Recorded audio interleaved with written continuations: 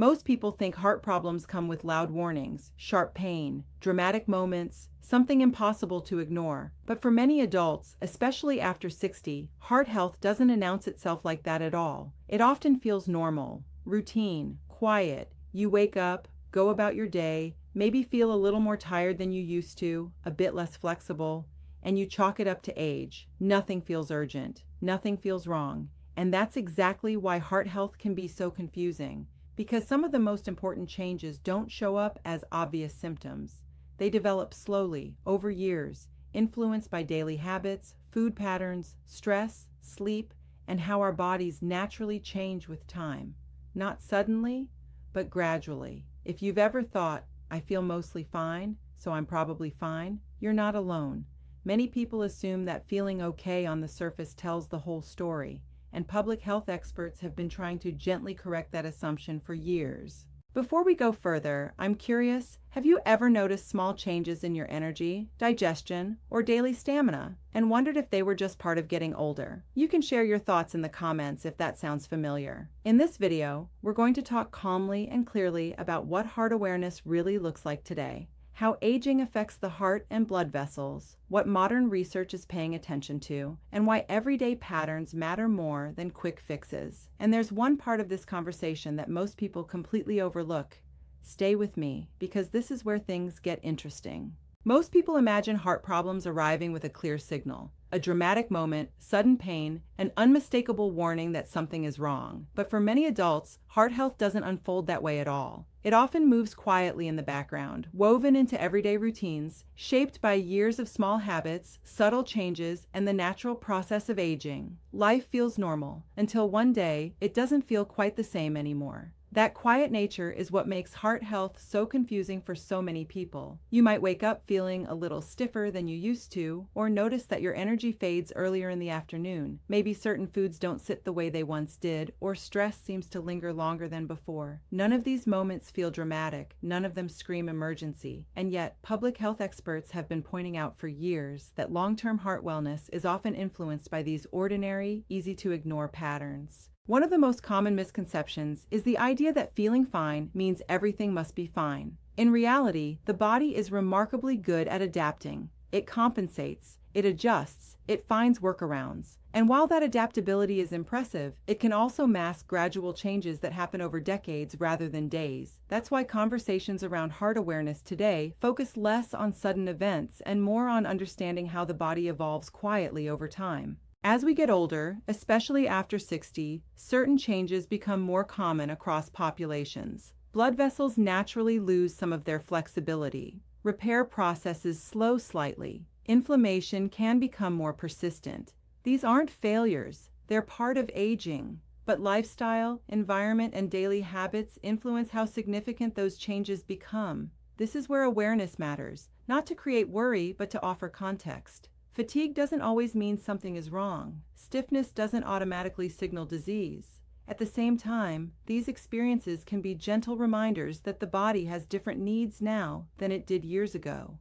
Public health discussions often emphasize that aging isn't about decline, it's about adaptation. The heart and blood vessels continue to do their job every day, responding to what we eat, how we move, how we rest, and how we handle stress. Over time, these responses add up. That's why modern health conversations are less focused on single symptoms and more focused on patterns that develop slowly and influence long-term well-being. Diet is one of the areas receiving the most attention right now, not because food is a cure or a replacement for medical care, but because eating habits are one of the most consistent daily behaviors we have. In many countries, public health organizations are increasingly concerned about how common ultra-processed foods have become. These foods are designed for convenience and shelf life, not for nourishment, and they often contain high levels of added sugars and refined carbohydrates. This isn't about blaming individuals. It's about recognizing that modern food environments make certain choices easier than others. What's interesting is how the conversation has shifted. Instead of labeling foods as good or bad, researchers and educators now talk about overall dietary patterns, how often whole foods show up on the plate, how balanced meals feel in the body, how consistent eating routines can support energy and digestion. These discussions are meant to be practical, not restrictive. They acknowledge real life,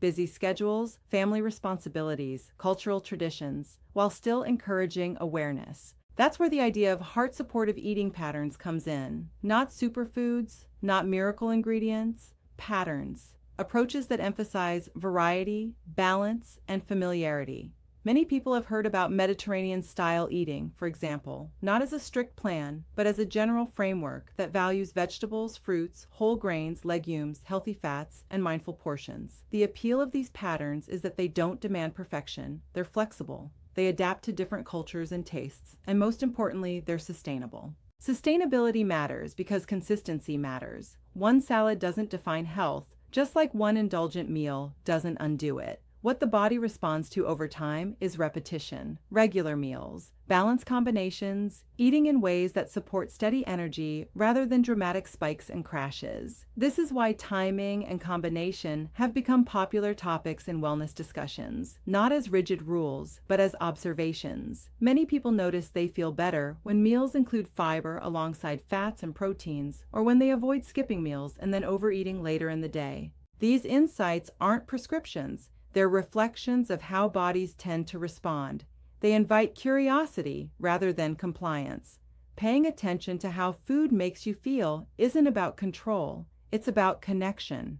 When eating becomes less rushed and more intentional, people often feel more in tune with their needs, and that awareness can extend beyond food into movement, rest, and stress management. Movement, for example, doesn't have to mean intense workouts or complicated routines. Public health messaging increasingly emphasizes regular, moderate activity, walking, stretching, staying mobile throughout the day. These forms of movement support circulation, joint health, and mental well-being without adding pressure. They fit into real life, they're accessible, and they reinforce the idea that health is something we support daily, not something we chase occasionally. Sleep plays a similar role. It's not glamorous, but it's foundational. Many adults underestimate how much sleep quality affects energy, focus, and overall resilience. As we age, sleep patterns can change, and that's normal. What matters is creating conditions that support rest, consistent schedules, calming routines, and realistic expectations.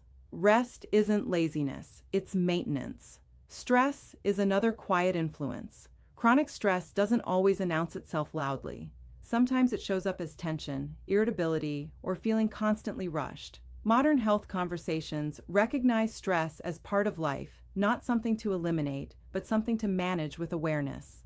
Simple practices, pauses, breathing, moments of stillness, can help reset the nervous system over time. Again, not as a cure, but as support.